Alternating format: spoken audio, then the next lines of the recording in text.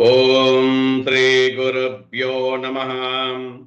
ಮಾತೃಭ್ಯೋ ನಮಃ, ಪಿತೃಭ್ಯೋ ನಮಃ, ಆಚಾರ್ಯೇಭ್ಯೋ ನಮಃ, ಕುಲದೇವತಾಭ್ಯೋ ನಮಃ, ಗ್ರಾಮಾದಿದೇವತಾಭ್ಯೋ ನಮಃ. ವಿಶ್ವಜ್ಯೋತಿ ಶನೀಶ್ವರ ಜ್ಯೋತಿಷ್ಯಾಲಯದ ಎಲ್ಲ ಜ್ಯೋತಿಷ್ಯ ವೀಕ್ಷಕ ಬಾಂಧವರಿಗೆ ಹಾಗೂ ಜ್ಯೋತಿಷ್ಯವನ್ನ ಕಲಿಕೆಯಾಗಿಟ್ಟುಕೊಂಡಿರ್ತಕ್ಕಂಥ ವಿದ್ಯಾರ್ಥಿಗಳಿಗೆ ಹಾಗೂ ಜ್ಯೋತಿಷ್ಯವನ್ನ ಪ್ರೊಫೆಷನ್ ಆಗಿ ಇಟ್ಕೊಂಡಿರ್ತಕ್ಕಂಥ ಎಲ್ಲ ಜ್ಯೋತಿಷ್ಯ ಬಂಧುಗಳಿಗೆ ಸುಂದರ ಬಾಬು ಮಾಡುವ ನಮಸ್ಕಾರಗಳು. ವಿಷಯ ಏನಪ್ಪಾ ಅಂತ ಹೇಳಿದ್ರೆ, ಜಾಮಕೋಲ್ ಆರೂಢ ಪ್ರಶ್ನಾಶಾಸ್ತ್ರ ಅಂತಕ್ಕಂಥದ್ದನ್ನ ಇದೇ ತಿಂಗಳು 27/5/2024 ಪ್ರಾರಂಭ ಮಾಡ್ತಾ ಇದ್ದೀವಿ. ಈಗಾಗಲೇ 2 ಕ್ಲಾಸು ಯಶಸ್ವಿ ಆಗಿ ಮುಗಿದಿದೆ. ಈಗ ಅಡ್ವಾನ್ಸ್ ಕ್ಲಾಸು ಅಂತ ಮಾಡ್ತಾ ಇದ್ದೀವಿ. ಅಡ್ವಾನ್ಸ್ ಅಂದ್ರೆ ಏನೇ ಇಲ್ಲ, ಆ ಒಂದು ಇದರಲ್ಲಿ ಪರಿಣಿತಿಯನ್ನು ಇನ್ನೂ ಸ್ವಲ್ಪ ಡೀಟೇಲ್ ಆಗಿ ಮಾಡ್ತಕ್ಕಂಥದ್ದು. ಯಾರಿಗೆ ಇಚ್ಛೆ ಇದೆಯೋ ಅವರೆಲ್ಲ ಸೇರ್ಕೊಳ್ಬೋದು. ಇದರಲ್ಲಿ ಏನೇನು ಕಂಟೆಂಟ್ ಇರುತ್ತೆ, ಯಾಕೆ ಬೇಕು ಅನ್ನೋದು ನಿಮಗೆ ಸ್ವಲ್ಪ ಅರಿವಾಗಲಿ ಅನ್ನೋದಕ್ಕೋಸ್ಕರವಾಗಿ ಒಂದು ವಿಡಿಯೋ ಮಾಡಿ ಕಳಿಸ್ತಾ ಇದ್ದೀವಿ. ಈ ಜಾಮಕೋಲಲ್ಲಿ ಏನೇನಿರುತ್ತಪ್ಪ ಅಂತ ಹೇಳಿದ್ರೆ, ಮೊದಲನೇದಾಗಿ ಜಾಮಕೋಲಿನ ಹೇಗೆ ಹುಟ್ಟಿತು, ಯಾವಾಗ ಹುಟ್ಟಿತು, ಎಲ್ಲಿಂದ ಹುಟ್ಟಿತು ಅಂತಕ್ಕಂಥದ್ದು. ಈಗ ಜಾಮಕೋಲಿನ ನಾನು ಹೊಸ್ದಾಗಿ ಕಂಡುಹಿಡಿದಿದ್ದೇನಲ್ಲ, ಇದು ಸುಮಾರು 1000 ವರ್ಷಗಳ ಹಿಂದೆ ಇದ್ದಂತ ಜೈನ ಸಂಪ್ರದಾಯದವರು, ಜೈನ ಮುನಿಗಳು ಅದನ್ನ ಕಂಡುಹಿಡಿದು ಅದನ್ನ ಉಪಯೋಗಿಸ್ತಾ ಇದ್ರು. ಅದರಲ್ಲಿ ಅವರು ಯಶಸ್ವಿಯನ್ನ ಕಂಡುಕೊಂಡಿದ್ರು ಅಂತಕ್ಕಂಥದ್ದು ಒಂದು ವಿಷಯ. ಹಳೇದ ನಮಗೆ ಓಲ್ಡ್ ಇಸ್ ಗೋಲ್ಡ್ ಅಂತ ಹೇಳೋ ಹಾಗೆ, ಹಳೆ ವಿಷಯಗಳು, ಹಳೆ ಗ್ರಂಥಗಳು, ಹಳೇದು ನಮಗೆ ಸಿಕ್ಕೋದು ಬಹಳ ಕಷ್ಟ. ಹಾಗಾಗಿ ಹಳೆಯದರಲ್ಲಿ ಏನಿದೆ ಅಂತ ಹುಡುಕ್ತಾ ಹೋದಾಗ ಸತ್ಯಾಂಶಗಳು ತುಂಬಾ ಚೆನ್ನಾಗಿ ಸಿಗುತ್ತೆ. ಅದರಿಂದ ಈ ಜಾಮಕೋಲ್ ಅಂತಕ್ಕಂಥದ್ದು ನಿನ್ನೆ ಮೊನ್ನೆಯ ಶಾಸ್ತ್ರ ಅಲ್ಲ. ಇದಕ್ಕೆ ಇತಿಹಾಸ ಅಂತಕ್ಕಂಥದ್ದು 1000 ವರ್ಷಗಳ ಹಿಂದೆ ಅಲ್ಲಿಂದ ಇದು ಬಂದಿದೆ. ಗೋಪ್ಯವಾಗಿತ್ತು, ಈಗ ಅಡ್ವಾನ್ಸ್ ಬೆಳೀತಾ ಇದೆ. ಯೂಟ್ಯೂಬ್ ಚಾನಲ್ ಇದೆ, ಇಂಟರ್ನೆಟ್ ಪ್ರೋಗ್ರಾಮ್ ಇದೆ, ಕಮ್ಯುನಿಕೇಶನ್ ಚೆನ್ನಾಗಿದೆ. ಸೊ ಹಾಗಾಗಿ ಅದು ಬಾಯಿಂದ ಬಾಯಿಗೆ ಹೊರಗಡೆ ಬರ್ತಾ ಇದೆ. ಇಲ್ಲ ಅಂತ ಹೇಳಿದ್ರೆ ಇದೆಲ್ಲ ಒಂದು 1000 ವರ್ಷಗಳ ಹಿಂದೆ ಬಂದು 100 ವರ್ಷಗಳ ಹಿಂದೆ ಅದನ್ನ ಸಂಸ್ಕೃತದಿಂದ ಇಂಗ್ಲಿಷ್ಗೆ, ತಮಿಳಿಗೆ ಕನ್ವರ್ಟ್ ಮಾಡಿದಂಥ ಸಮಯ ಬಂದು 100 ವರ್ಷಗಳ ಹಿಂದೆ. ಅದು ಹೀಗೆ ಇನ್ನೂ ಸ್ವಲ್ಪ ಬೆಳಕಿಗೆ ಬರಬೇಕಾದ್ರೆ ಇನ್ನೂ 100 ವರ್ಷ ಆಗಿದೆ. ಸೊ ಅದು ನಿಮಗೆ ಭಾಗ್ಯ, ಕಲ್ತ್ಕೊಳ್ಳಿ. ಓಕೆ, ಇದು ಹಿಸ್ಟ್ರಿ. ಹಾಗಾದ್ರೆ ಇದರೊಳಗೆ ಏನೇನು ನಾವು ಪಾಠ ಮಾಡ್ತೀವಿ ಅಂತ ಹೇಳಿದ್ರೆ, ಈ ಜಾಮಕೋಲಲ್ಲಿ ಬೇಕಾಗಿರ್ತಕ್ಕಂಥ ಮುಖ್ಯವಾದ ಅಂಶಗಳು 5: ಆರೂಢ, ಉದಯ, ಕವಿಪು, ಜಾಮಕೋಲು, ಈ ತರ 5 ಅಂಶಗಳನ್ನ ಹೇಗೆ ಕ್ಯಾಲ್ಕುಲೇಷನ್ ಮಾಡೋದು. ಅದಾದ್ಮೇಲೆ ಆ 5 ಅಂಶಗಳ ಒಂದು ಯೂಸೇಜ್, ಅದರ ಒಂದು ಯೂಸೇಜ್ ಹೇಗೆ ಯೂಸ್ ಮಾಡಿ, ಹೇಗೆ ಯೂಸೇಜ್ ಏನೇನಕ್ಕೆ ಯೂಸ್ ಆಗುತ್ತದೋ, ಯಾವ್ದ್ಯಾವ್ದಕ್ಕೆ ಯೂಸ್ ಆಗುತ್ತೆ ಅಂತಕ್ಕಂಥದ್ದು. ಅದಾದ್ಮೇಲೆ ಹೇಗೆ ಅದನ್ನ ಬಳಸಿ ನಾವು ಅದನ್ನು ಯೂಸ್ ಮಾಡಬೇಕು ಅಂತ ಈ ಪಾಠ. 4ನೇದೇನು, ಗ್ರಹಕಾರಕತ್ವ, ರಾಶಿಕಾರಕತ್ವ, ಭಾವಕಾರಕತ್ವಗಳು. ಅದು ಜಾಮಕೋಲಿಗೆ ಅಂತಾನೆ ಕೆಲವು ಎಕ್ಸ್ಟ್ರಾ ಇರುತ್ತೆ. ಅಂದ್ರೆ ನಿಮಗೆ ಪರಾಶರದಲ್ಲಿದ್ದಾಗೆ ಇರುತ್ತೆ, ಇದರಲ್ಲಿ ಇನ್ನು ಸ್ವಲ್ಪ ಅಡಿಷನಲ್ ಆಗಿ ಬೇರೆ ಬೇರೆ ಎಲ್ಲ ಇರುತ್ತೆ.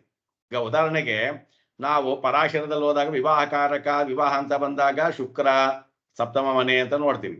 ಇಲ್ಲೇನ್ ಮಾಡ್ತೀವಿ, ಇಂಪಾರ್ಟೆಂಟ್ ಆಗಿ ಬುಧನನ್ನ ನೋಡಿ ಅಂತ ಹೇಳ್ತಾರೆ. ಸೊ ಹಾಗೆ ಕೆಲವು ಕಾರಕತ್ವಗಳು ವ್ಯತ್ಯಾಸ ಬರುತ್ತೆ.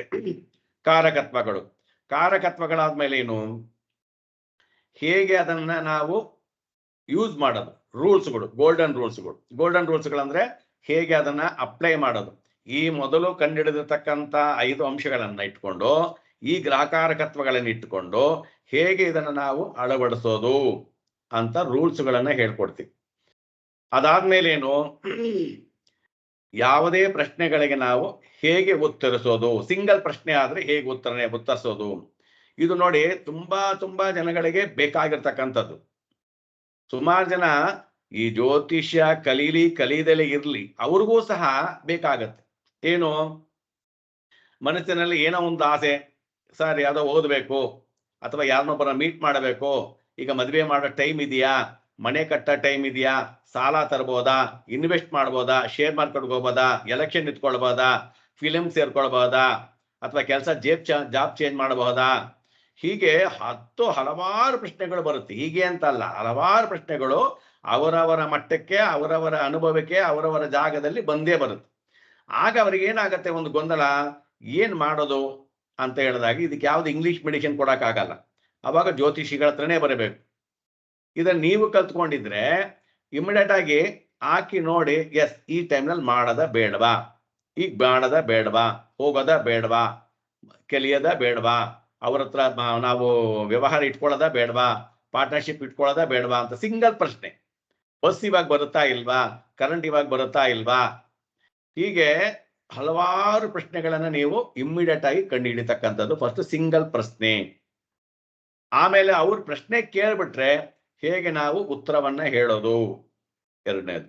ಅದಾದ್ಮೇಲೆ ಇನ್ನೇನ್ ಹೇಳ್ತೀವಿ ಅಂತ ಹೇಳಿದ್ರೆ, ಇಲ್ಲಿ ಇವಾಗ ಪ್ರಶ್ನೆ ಅವರು ಕೇಳದೇಲೆ ಇದ್ದಾಗಲೂ ಅವರು ಬಂದು ಕುತ್ಕೊಂಡ ತಕ್ಷಣನೇ ನಿಮ್ಮ ಹತ್ರ ಮಾತಾಡಿ ನಿಮಗೆ ಜಾತಕವನ್ನ ಕೊಟ್ಟ ತಕ್ಷಣನೇ ನೀವು ಒಂದು ಜಾಮಕೋಲನ್ನ ಹಾಕಿ, ಇವರು ಇದಕ್ಕೋಸ್ಕರವಾಗಿ ಬಂದಿದ್ದಾರೆ, ಈ ಪ್ರಶ್ನೆಯನ್ನ ಕೇಳೋದಕ್ಕೋಸ್ಕರವಾಗಿ ಬಂದಿದ್ದಾರೆ ಅಂತಕ್ಕಂಥದ್ದನ್ನ ನೀವು ಮೊದಲೇ ಹೇಳಬಹುದು. ನೀವು ಬಂದಿರೋದು ಮದುವೆಗೋಸ್ಕರ, ಅಥವಾ ಮನೆ ಕಟ್ಟೋದಕ್ಕೋಸ್ಕರ, ಅಥವಾ ಮಗಳ ಬಗ್ಗೆ ಕೇಳೋದಕ್ಕೆ, ತಂದೆ ಬಗ್ಗೆ ಕೇಳೋದಕ್ಕೆ, ಆರೋಗ್ಯದ ಬಗ್ಗೆ ಕೇಳೋದಕ್ಕೆ, ಅಥವಾ ನಿಮ್ಮ ಮನೆಯಲ್ಲಿ ಏನೋ 3 ದಿವಸಕ್ಕೆ ಮುಂಚೆ ಯಾವುದೋ ಒಂದು ಇನ್ಸಿಡೆಂಟ್ ಆಗಿದೆ, ಒಂದು ಸಂಭವ ನಡೆದಿದೆ, ಅದರ ಬಗ್ಗೆ ಚಿಂತನೆಯನ್ನು ಮಾಡೋದಕ್ಕೆ ಬಂದಿದ್ದೀರಾ ಅಂತ ಹೇಳ್ಬೋದು ಪ್ರಶ್ನೆ ಕೇಳದಲೇ ಇದ್ದಾಗ. ಅದೇ ಸೇಮ್ ಚಾರ್ಟೆ, ಅದೇ 5 ಗೋಲ್ಡನ್ ರೂಲ್ಸ್ಗಳೇ, ಅದೇ ಕಾರಕಗಳೇ, ಬಟ್ ಆದ್ರೆ ಅದನ್ನ ಹೇಳುವಂತ ವಿಧಾನ ಏನ್ ಮಾಡ್ಕೋಬೇಕು, ಚೇಂಜ್ ಮಾಡ್ತೀವಿ. ಪ್ರಶ್ನೆ ಕೇಳಿದ ತಕ್ಷಣ ಏನಾಗತ್ತೆ, ಅದೇ ಗೋಲ್ಡನ್ ರೂಲೇ, ಅದರಲ್ಲಿ ಕೆಲವು ಅಂಶಗಳನ್ನ ತಗೊಂಡು ಆಗತ್ತಾ ಇಲ್ವಾ, ಇದು ಎಷ್ಟು ದಿವಸದಲ್ಲಿ ಆಗತ್ತೆ, ಹಾಗಾದ್ರೆ ಆಗ್ಬೇಕಾದ್ರೆ ಏನ್ ಮಾಡಬೇಕು, ಈ ತರ ಒಂದೇ ಕುಂಡ್ಲಿಯನ್ನ ಪ್ರಶ್ನೆ ಕೇಳದಲೇ ಇದ್ದಾಗ ಒಂಥರ, ಪ್ರಶ್ನೆ ಕೇಳಿದಾಗ ಒಂಥರ, ಯಾವ ತರ ಹೇಳಬೇಕು ಅನ್ನೋದನ್ನ ನಾವು ಟೀಚ್ ಮಾಡ್ತೀವಿ. ಅದೇ ಇಲ್ಲಿ ಮುಖ್ಯವಾಗಿರ್ತಕ್ಕಂಥ ಅಂಶ.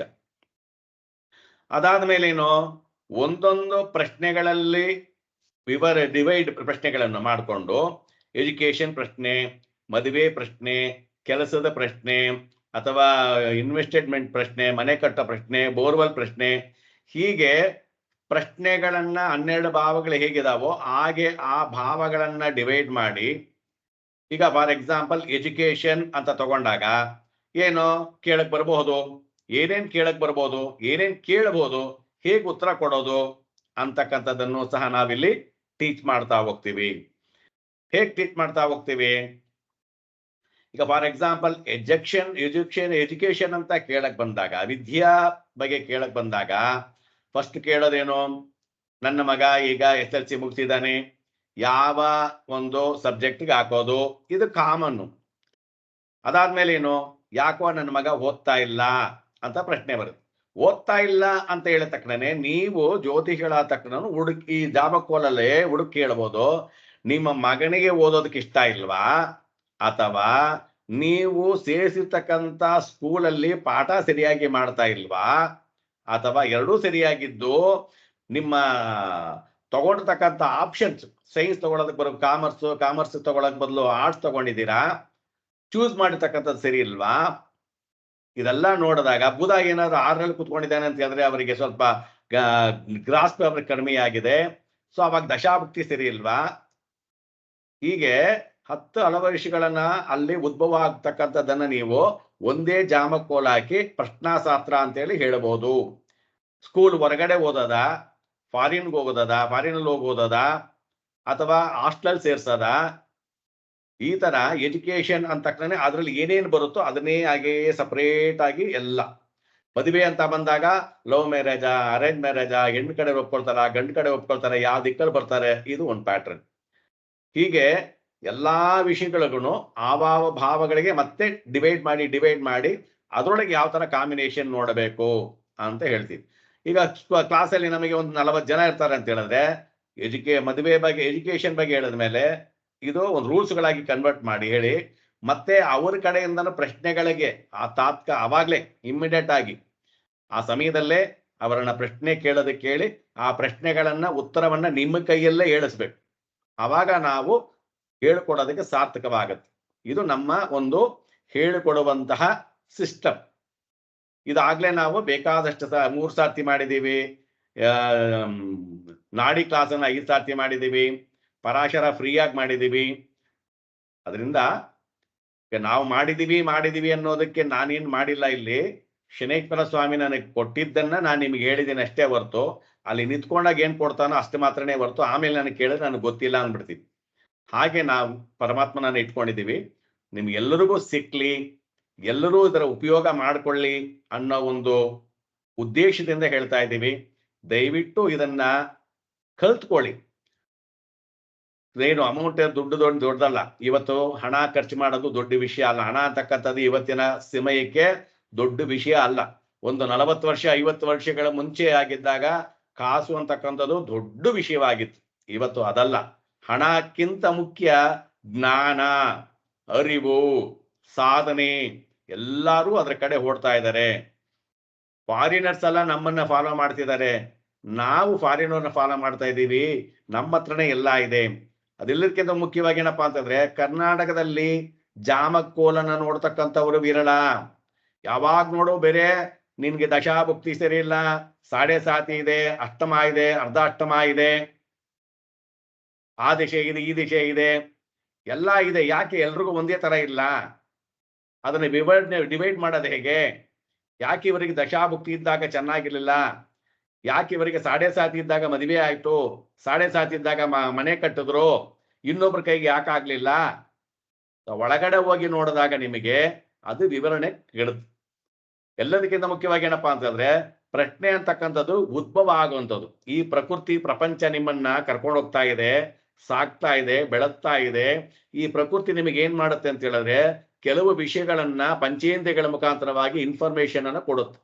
ಆ ಇನ್ಫಾರ್ಮೇಶನ್ ಬಂದಾಗ್ಲೇ ನಿಮಗೆ ಮನಸ್ಸಲ್ಲಿ ಥಾಟ್ಸ್ ಬರೋದು. ಯಾವುದೇ ವಿಷಯವಾಗಿರ್ಲಿ, ಮದುವೆ ಆಗಿರ್ಲಿ, ಮಕ್ಕಳಾಗಿರ್ಲಿ, ಊಟ ಮಾಡೋದಾಗಿರ್ಲಿ. ಊಟ ಮಾಡೋದಂದ್ರೆ ಹೊಟ್ಟೆ ಹಸಿಯುತ್ತೆ ದೈಹಿಕವಾಗಿ, ಯಾಕೆ ಬಟ್ ರುಚಿಯಾಗಿ ತಿನ್ನಬೇಕು ಅನ್ನೋ ಒಂದು ಭಾವನೆಗಳು ಬರೋದು, ಇಂಥದೇ ತಿನ್ನಬೇಕು ಅಂತ ಬರೋದು, ಇದೆಲ್ಲ ಎಲ್ಲಿಂದ ಬರುತ್ತೆ? ಪ್ರಕೃತಿಯಿಂದ ನಮ್ಮ ಈ ಪಂಚೇಂದ್ರಿಯಗಳಿಗೆ ಇನ್ಫಾರ್ಮೇಶನ್ ಅನ್ನು ಕೊಟ್ಟು, ಅವರ ದೇಶ ಕಾಲ ವರ್ತಮಾನದಂತೆ, ಅವರ ಅಭ್ಯಾಸಗಳಂತೆ ಅದು ಕೇಳ್ತಾ ಇರುತ್ತೆ. ಸೊ ಅದೇ ತರ ಪ್ರಶ್ನೆಗಳು ಅಷ್ಟೇನೆ. ನಮಗೆ ಉದ್ಭವ ಆಗ್ತಕ್ಕಂಥ ಪ್ರಶ್ನೆಗಳಿಗೆ ಉತ್ತರ ಸಿಕ್ಕಬೇಕು ಅಂತಂದ್ರೆ ನೀವು ಈ ಪ್ರಶ್ನಾಶಾಸ್ತ್ರದಲ್ಲೇನೆ ಸಾಧ್ಯ.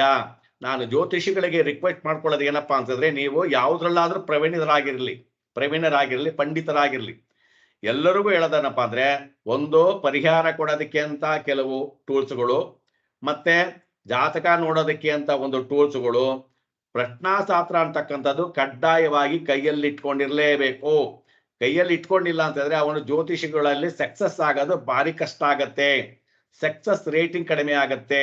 ಯಾವಾಗ ನೋಡು ಬಂದ ತಕ್ಷಣ ಅವರ ಜಾತಕ ಹಾಕೋದು, ದಶಾಭುಕ್ತಿ ನೋಡೋದು, ಅದು ಒಳ್ಳೆ ಜ್ಯೋತಿಷ ಆಗಬೇಕು ಅಂತಂದ್ರೆ ಹಲವಾರು ವಿಷಯಗಳು ಅವನಲ್ಲಿ ಗ್ರಾಸ್ ಪವರ್ ಇರ್ತಾ ಇರ್ಬೇಕು. ಯಾಕಂದ್ರೆ ಇವಾಗ ಏನ್ ಹೇಳ್ತೀವಿ ನಾವು, ಕಂಪ್ಯೂಟರ್ ಆವಾಗ ಸ್ಟಾರ್ಟಿಂಗ್ ಇದೆಯಾ ಕಂಪ್ಯೂಟರ್ ಅಂದ್ರೆ ಇಲ್ಲ. ಮೊಬೈಲ್ ಸ್ಟಾರ್ಟಿಂಗ್ ಅಲ್ಲಿ ಬಂದಾಗ ಸಣ್ಣ ಮೊಬೈಲ್ ಇತ್ತು, ಇವಾಗ ಇದೆಯಾ ಅಂದ್ರೆ ಇವಾಗಿಲ್ಲ. ಯಾಕೆ? ಅಪ್ಡೇಟ್. ಅದೇ ತರ ಜ್ಯೋತಿಷಿಗಳು ಅಪ್ಡೇಟ್ ಆಗಬೇಕು. ಯಾವುದೇ ವಿಷಯಗಳು, ಮಂತ್ರ ಸರ್, ಮಾಟ ಮಂತ್ರ ಆಗಿದೆಯಾ ಸರ್, ಟಕ್ಕಂತ ಜಾತಕ ನೋಡೋದ್, ಇದು ಅವ್ನು ಕೇಳ್ತಿದ್ದಾಗೆ ಒಂದು ಪ್ರಶ್ನೆ ಶಾಸ್ತ್ರ ಹಾಕದ್ವಾ, ರಾಹು ನೋಡ್ಕೊಂಡ್ಬರ್ತಿದ್ದಾನೆ, ಮಾಂದಿ ಅಲ್ಲಿದೆ, ಬಾಧಕಾಧಿಪತಿ ಅಲ್ಲಿದೆ, ಹೌದು ಸರ್ ಮಾಡಿದ್ದಾರೆ. ಹುಡುಕೋದು, ಲೇಟ್ ಮಾಡೋದು ಕೆಲಸಗಳೇ ಇಲ್ಲ. ಸೊ ಅದಕ್ಕೆ ರಿಕ್ವೆಸ್ಟ್ ಮಾಡೋದು ಏನಪ್ಪಾ ಅಂತಂದ್ರೆ, ಕಲ್ತ್ಕೊಳ್ಳಿ, ಶಾಸ್ತ್ರವನ್ನ ಅಭಿವೃದ್ಧಿ ಮಾಡಿ, ಶಾಸ್ತ್ರಕಾರರಾಗಿ, ನಮ್ಮ ಕೈಯಲ್ಲಿರೋದನ್ನ, ನಮ್ಮ ತಲೆಯಲ್ಲಿರೋದನ್ನ, ಭಗವಂತ ನಮಗೆ ಕೊಟ್ಟಿರೋದನ್ನ ನಾವು ನಿಮಗೆ ಕೊಡ್ತಾ ಇದ್ದೀವಿ. ತಗೊಂಡು ನೀವು ಅದರಿಂದ ಉತ್ಕೀರ್ಣರಾಗಿ, ಜಯಶೀಲರಾಗಿ, ನಿಮ್ಮನ್ನ ಹುಡುಕೊಂಡು ಬರ್ತಕ್ಕಂಥ ಕ್ಲೈಂಟ್ಸ್ಗಳಿಗೆ ನೀವು ಒಂದು ಒಳ್ಳೆಯ ಮಾರ್ಗದರ್ಶಿಗಳಾಗಿ. ಜ್ಯೋತಿಷಿ ಅಂತಕ್ಕಂಥದ್ದು ಏನಪ್ಪಾ ಅಂದ್ರೆ ಮಾರ್ಗದರ್ಶಿ. ಸರಿಯಾದ ಸಮಯಕ್ಕೆ ಸರಿಯಾದಂತ ಮಾರ್ಗವನ್ನು ನೀಡುವಂತಹ ಒಂದು ಕೆಲಸ ಮಾಡ್ತಕ್ಕಂಥದ್ದೇ ಜ್ಯೋತಿಷಿ. ಹಣೆ ಬರಣ ತಿದ್ದೋದಕ್ಕಾಗಲ್ಲ. ಹಣೆ ಬರವನ್ನ ಓದುವವನು ಮಾತ್ರ ಜ್ಯೋತಿಷಿ ಅಷ್ಟೇ ಹೊರತು ತಿದ್ದುವವನಲ್ಲ. ಸೊ ಇಷ್ಟು ಹೇಳಿ ನಿಮ್ಮೆಲ್ಲರನ್ನ ರಿಕ್ವೆಸ್ಟ್ ಮಾಡ್ಕೊಳ್ತಾ ಇದ್ದೀನಿ. 27ನೇ ತಾರೀಕು ಎಲ್ಲರೂ ಬನ್ನಿ. ನಿಮ್ಮ ಸ್ನೇಹಿತರಿಗೂ ತಿಳಿಸಿ. ಜ್ಯೋತಿಷ್ಯ ಆಸಕ್ತರುಗಳಿಗೆ, ಜ್ಯೋತಿಷ್ಯ ವೃತ್ತಿ ಮಾಡಿಕೊಂಡಿರ್ತಕ್ಕಂಥವರಿಗೆ, ಹೊಸದಾಗಿ ಕಲಿಯುವಂಥವರಿಗೆ, ಯಾರು ಬೇಕಾದ್ರೂ ಕಲಿಯಬಹುದು. ಜೈ ಶನಿದೇವ, ಜೈ ಗುರುದೇವ.